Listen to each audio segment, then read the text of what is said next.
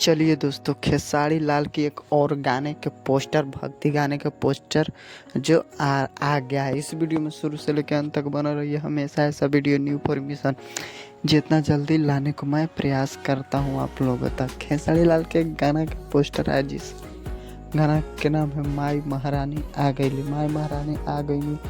ये गाना तो भोजपुरी इंडस्ट्री में धमाल और बवाल मचाते रहते हैं। खेसारी लाल भोजपुरी के लेके तो कभी हिंदी के डब करके गाते हैं। खेसारी लाल जब भी गाना गाते हैं तो भोजपुरी इंडस्ट्री में धमाल मचा के रख देते हैं। लेकिन एक गाना और आओ, खेसारी लाल के भक्ति गाना आ रहा है जिस गाना के नाम है माई महारानी आ गई।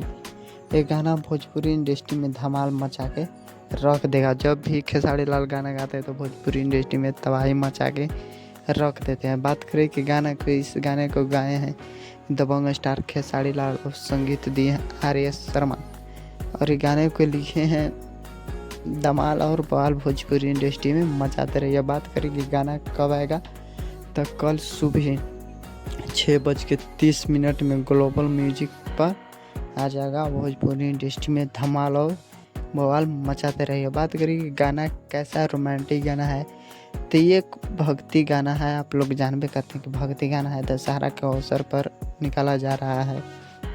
और ये एक आरती वाला गाना नहीं होता, वैसा गाना गाया है और बवाल और धमाल भोजपुरी इंडस्ट्री में मचा के रख देते हैं। और हम हमेशा ऐसा वीडियो न्यू इन्फॉर्मेशन जितना जल्दी लाने को मैं प्रयास करता हूँ। पूरा वीडियो देखने के लिए धन्यवाद।